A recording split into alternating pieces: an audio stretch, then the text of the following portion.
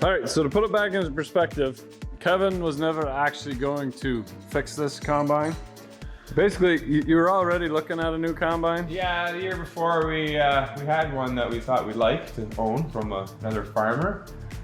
But this one was running so good, we thought we'd keep trucking for a while, save some money. I think there's about 6,700 hours on this motor. It hasn't been using oil at all, it's perfect. The biggest issue was it was running like a dog because this was broken, and we mentioned that in the last video. So you fixed that, and all of a sudden you got loads of power, right? Yeah, we had loads of power for a day and a half. And then she tossed the rod. Dun, dun, dun, silver bullet. Crazy.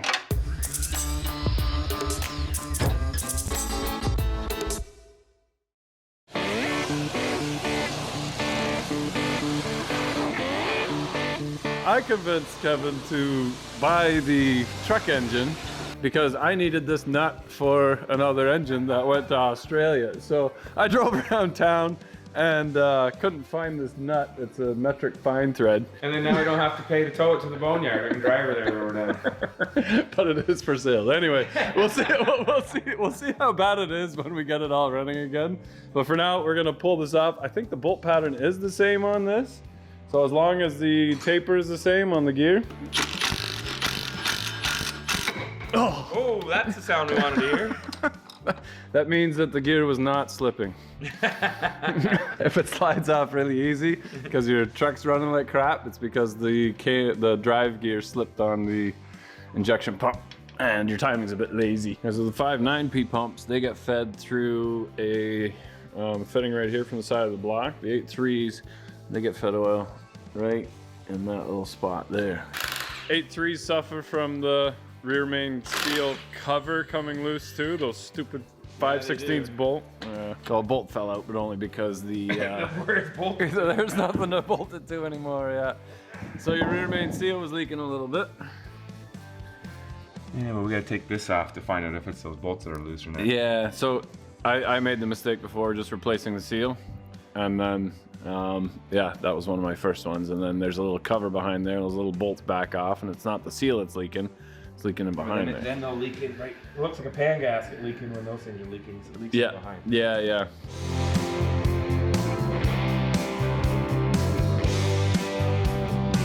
Okay, so the cam does have to come out, but we might get lucky. It did turn over again. Actually, I see. No, that's not a piece. So yeah, if that snapped off nicely right here, the cam should come right out. Nice. So unfortunately, the cherry picker isn't long enough to reach because of the skid, but we've got the old extension there. That should work. That CSA approved right here. Should be good. Look at that. Look at that, no problem. We're seeing two big circles here on the piston, but those are bigger than the valves. Come on, put some effort into it.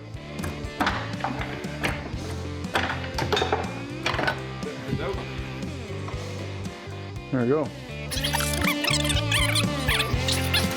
These pistons are different from our other engine. So we've done some Googling and some research, and we stuck a tape measure down in the hole, and this bolt is deeper. The center line of the dome is still in the same spot on both pistons. The injector angle on the head is still the same. I believe the injectors are probably different. We should see how many cc's it takes to fill this up and see what the difference is in the bowl itself. We got the kids' medicine syringe and we filled it up with milliliters You gotta measure how much it takes to fill the bowl. You spilled. I know, that's not gonna be good. No. It goes fast. All right, take two. Nice and slow. Easy. I know. I'm a Rammy Dutchman, remember? Now we're trying to find out how many cc's this bowl is, but unfortunately the syringe is in milliliters, so we are screwed. We have no idea. So that was 10? That's 10. 10 milliliters. I think we're gonna be a few syringes here. Yeah, Kevin used to be a doctor. You see that? You gotta tap. You gotta flick the top. Yeah. This is 3, right? That's 3. 4. It's gonna be more than 50. Oh. Okay, last one. 60 is right there. That's 60. So it's kind of, because the water kind of bubbles over, it's like a touch high right here, and then it's a touch low there. Because the water is, yeah, you can see it's kind of. But I would straight edge across. That's probably pretty close to 60. I think that's a 60 cc.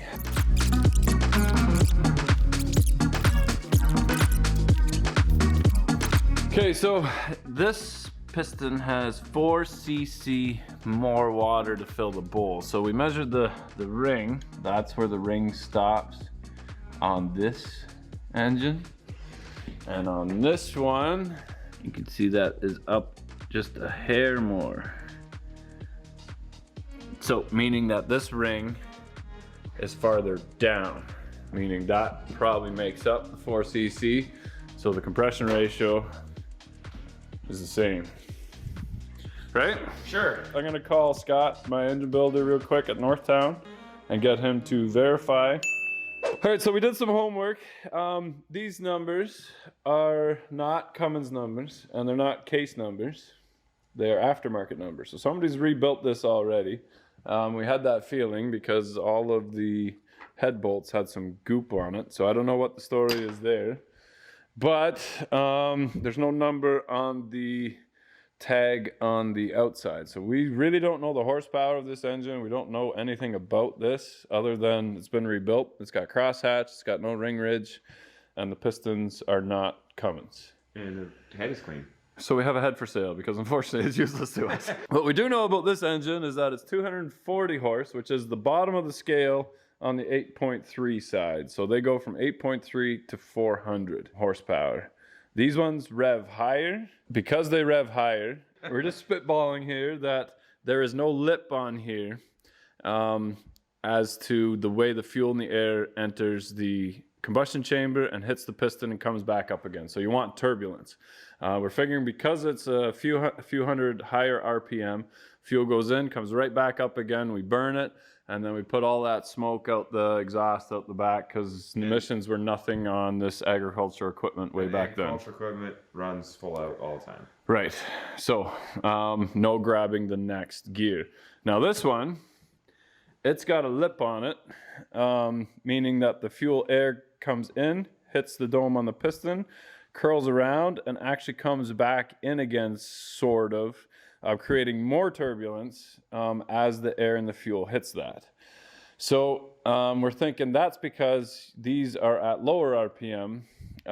They're happy around 1800, but you're grabbing the gears from 900 to 1500 when you shift every time. So that allows, because of the lower RPM, it has more time for the air and the fuel to curl around, create more turbulence when it lights, and less emissions coming out, because the emissions were starting to be a pain in this era, which is late 90s, early 2000s, somewhere around there on the truck side. So we're going to check the injector angle on the heads, make sure that the injector angle is going in the same direction. We imagine it is because the center of the dome is the same on both pistons.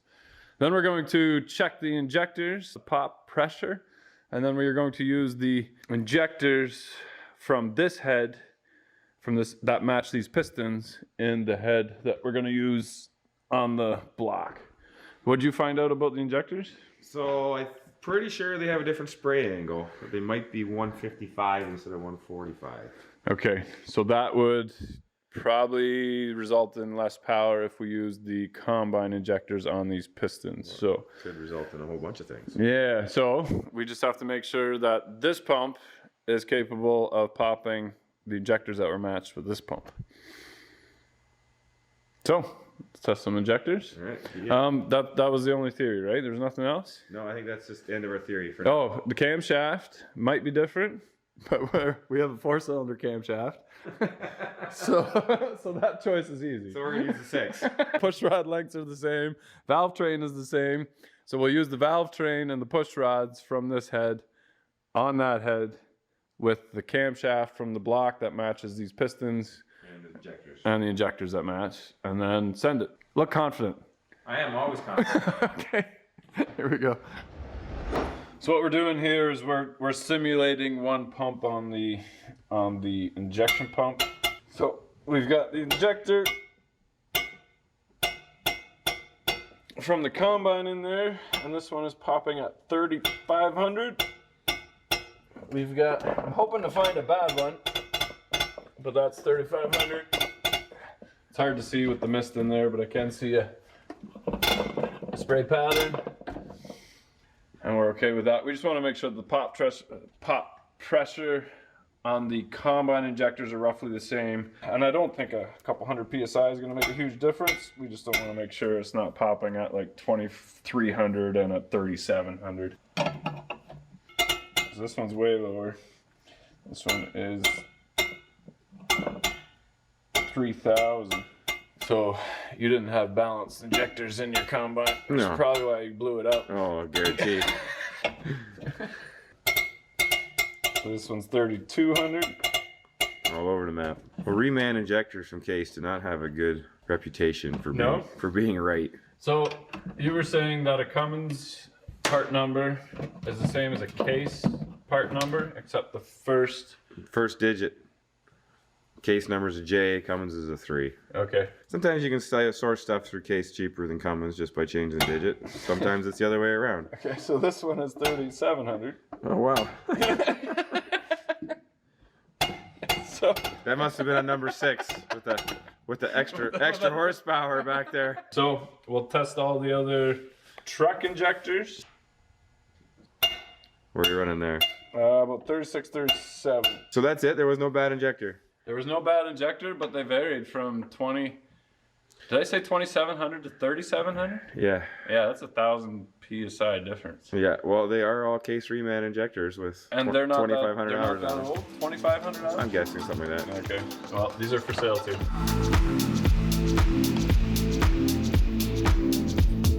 Alright, well, we're just cleaning the head up here. It does look like the piston did contact the top of the head. So we pulled the valves out, and they are not bent.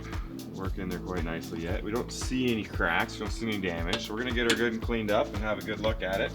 The combine was sitting for 11 months after this, and it didn't lose any coolant.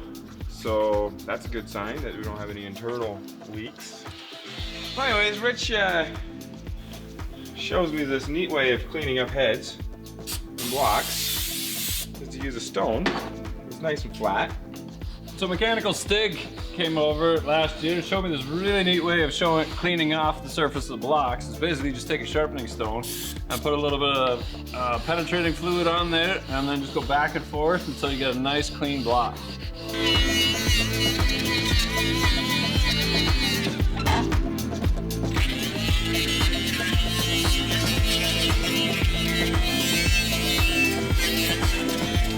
So going to the dentist is expensive, but it's because these little picks, I think a set of 4 is like 300 bucks for the dentist. So they have to replace them because the tips get brittle.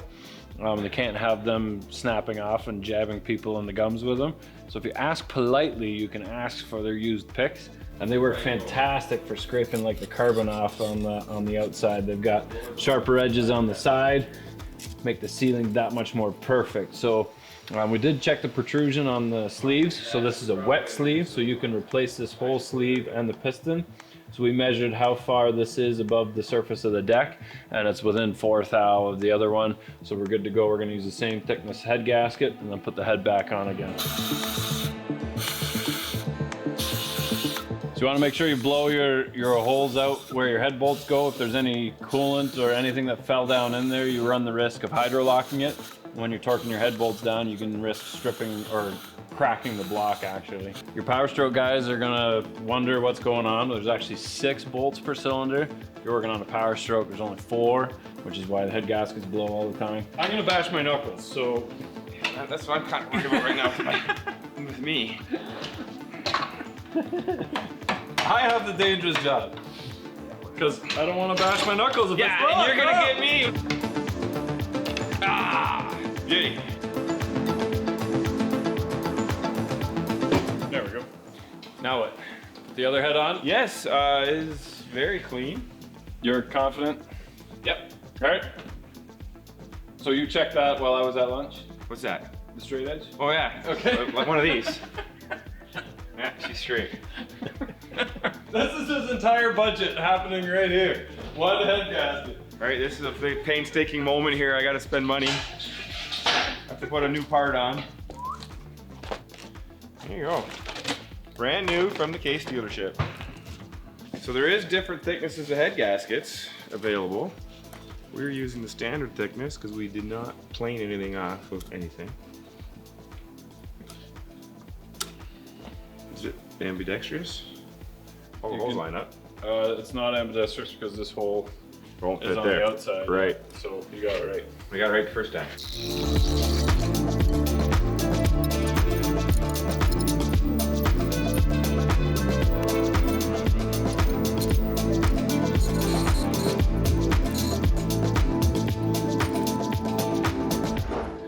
Moving parts over, pretty straightforward. All little stuff like fittings and sensors and whatever, so they all kind of match and they're in the same spot. One issue that combines have is the alternator filling right up. This is right full of just crap. Now after sitting for a year, it's stuck.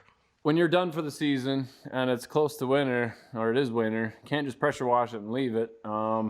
Everything fills up with water and then... You get to change bearings next year. Yeah, so it's, unless you got a shop where you can put it inside, pressure wash it and let it dry off, that's fantastic. But not everybody has a giant heated shop just to warm off, especially when you're starting out. So little shit like this happens, but we'll bring this to rebuild shop in town. They'll free it up. I know I said that luckily the starter didn't blow, and somebody's like, oh, it's just a starter. Well, there's 200 bucks, there's 200 bucks, there's 200 bucks, there's 200 bucks, and there's 500 bucks, and oh yeah, there's another 1,000 bucks. You're gonna throw that, bring that to town. We're gonna lift up the block, take the oil pan and stuff off, and we are very curious as to what actually happened. So this is the piston. This hole is pretty circular. This hole is not, and it's bent this way. So we're taking bets as to what happened. It doesn't look like this bearing is spun in there. No, so it was probably the lack of maintenance that had the nut and bolt come loose on one side.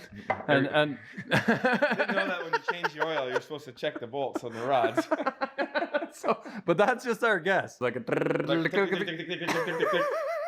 and it's stalled. yeah, so stop the video now and comment down below as to what you think actually happened. 1, overheated. 2, lack of maintenance.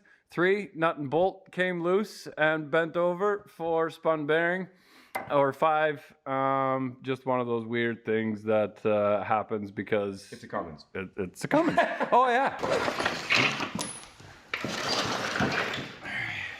Well, it didn't tip over. That's pretty impressive.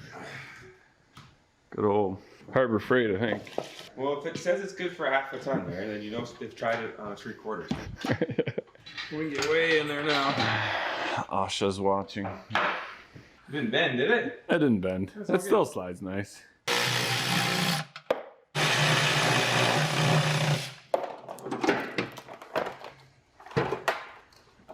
You find a nut that's completely loose. Find some lifters in there. A push rod that goes around the corner. Right, there's our bearing. There's their half. And here is the rod. With one broken bolt in there, like I thought. Dun, dun, dun, silver bullet.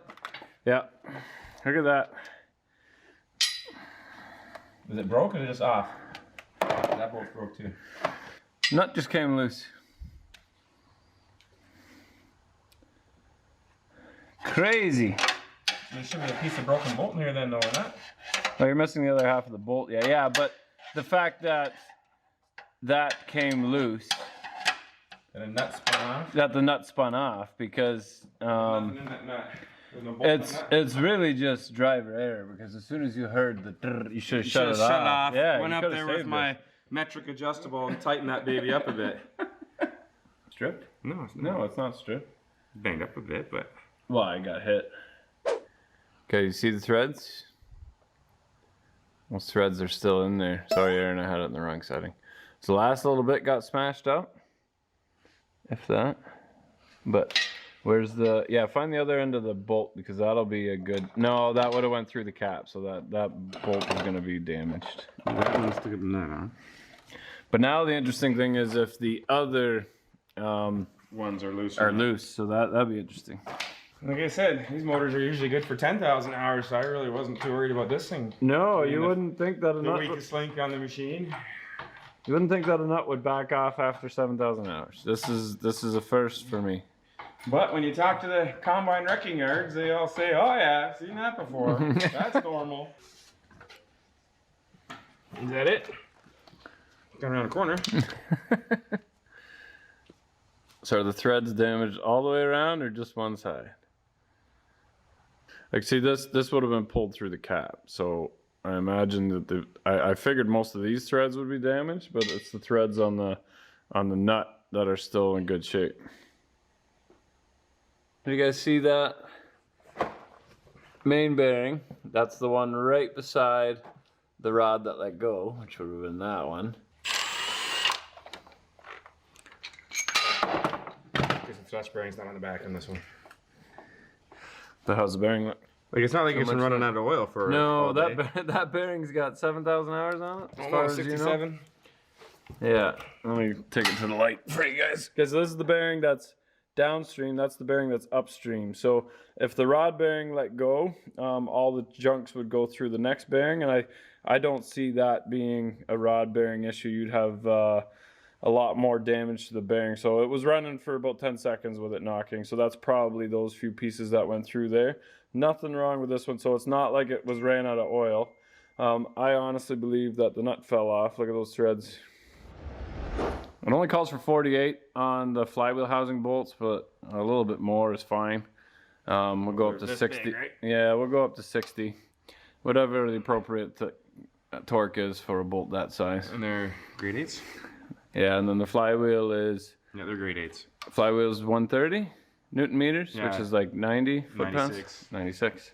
Head bolts do get lubricated on the threads and on the back of the bolts. We looked at both bolts, and the head bolts out of the truck were a little bit pitted, so we're going back to the combine head bolts. Better maintenance on the combine.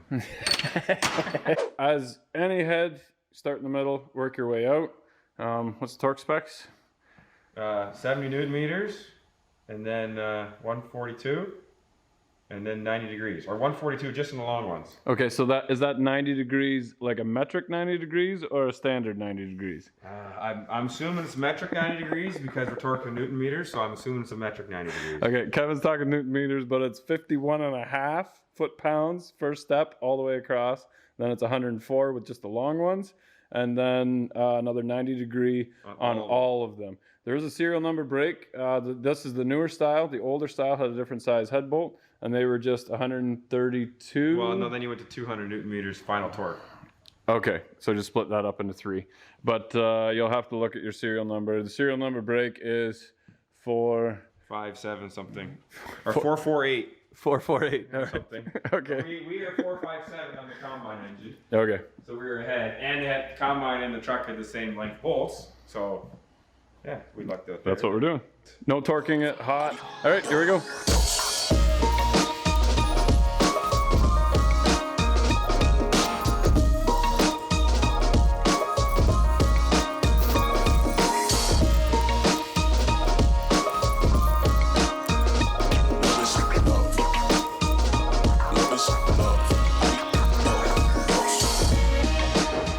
Okay, we're gonna pull the camshaft out so we can change this timing cover. Even though the bolt holes in that is the same for the pump, this hole is a lot bigger. So we are using the Dow special tool. Oh yeah, this is the case number CAS W00D. Super expensive, but well worth it. So what you do is you jam them down in the lifters, then lift up on it, and you can feel it lift just a little bit. And then when it's up, just tie two together, and they stay put. Rubber bands, zip ties. You get it? I think so. Well, this cam is trash.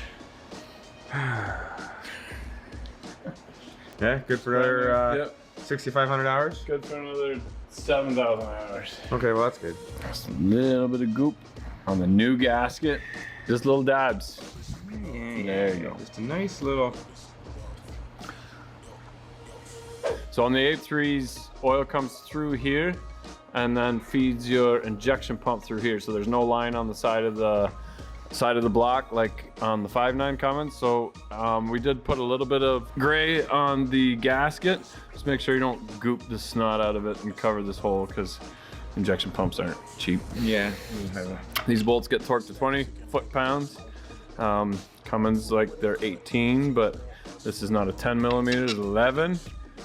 Going for the big boys. It's gonna take us a bit to put the front cover on, so we do want to torque some of these down just to keep the gasket nice and tight up against our new silicone.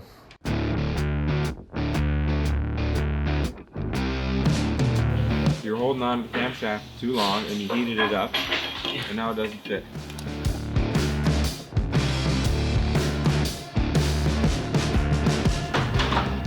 It hits in. Wow, you really... I don't usually hit them in with a hammer. I didn't want it to come out. I'm waiting for one to hit you in the chin. If you cut them on the end instead of doing it the right way? instead of pointing them, then they come out easy. We also sell these on our website for a lot less than case, and they're only like 80 bucks a piece. We're fixing Rich's oops, is what we're doing now. If both of us is just like No. it jerked off of the forks and it landed, so yeah, we got to straighten this oil pan, and of course there's a special tool for that, W00D 4x4. Heavier? Whoa! Don't let go! I was having a look, I said whoa. You didn't hear me say whoa? I didn't hear you say whoa. It'd be nice on a press. Better. It's much better. Truth is in the. I can't even tell. It's gonna hold less oil now. It's money savings all the way around.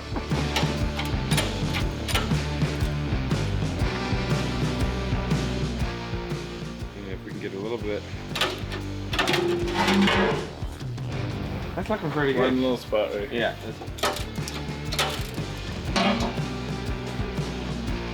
You want to put a straight edge on that? I can see that's not straight. I think it's straighter than when it left the factory, honestly. Yeah, I think it's pretty good. I think it's pretty good. It's gonna be just fine.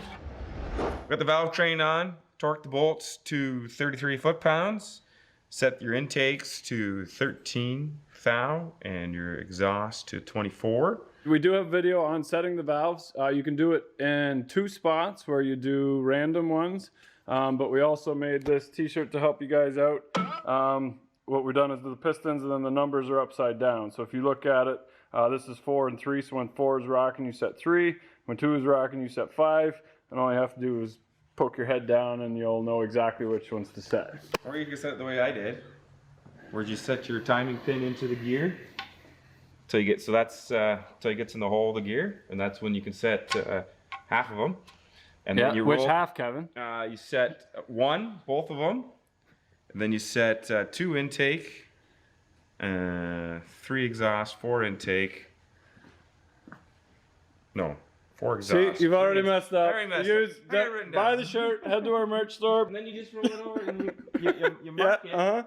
Anyway, valve cover. Yeah, valve cover. So on the 8.3s, it comes with a gasket, and you just press it in. But when you get to this point, the temptation is to cut it. But they come the proper length. So you're not supposed to cut them. So then you just start this one backwards and you just squish it in there until it fits, and it will fit. Yeah, what I generally do is when I've done it, you split the gasket in half, you start in the middle, and then work your way out. But don't cut it. Don't cut the valve cover gasket, because when it heats and cools down, it will leak and you will be frustrated. What's the torque spec on the valve cover? 20 foot-pounds. Okay, for our injection pump, this one is timed on the side of the pump, so you need to bring your engine to top dead center number 1 when this mark lines up with the cam, or when this pin here pushes into the cam, then you are on top dead center number 1. And then we've got videos on it on the side of the pump. This little plug here, you pull it out, there's a little flag, this little pin that comes in, you pin the pump, and then that will time the pump to whatever degrees it says on the timing cover. So this one would be 17 degrees before top dead center. So when that flag is in and that camshaft is in, then it would be 17 degrees before top dead center. We've got videos on adjusting the pump and getting a little bit more fuel out of it to up whatever. We're gonna leave this one stock so we don't blow anything up. But that's basically it for the assembly for the 8.3. We're gonna pull the oil pan off and switch the pickup tube. And we're gonna do that at the same time we put the engine back in the combine again. They'll fire it up and drive it out on its own power. So thanks for watching. Hope you enjoyed these videos. One more video on this series and it'll be done. I think this one is for sale. I think there's a potential buyer, maybe. If not, you'll see it working in the field. We're gonna swap the tires over, the proper tires. And then this one is a great spare combine for somebody. So here we go.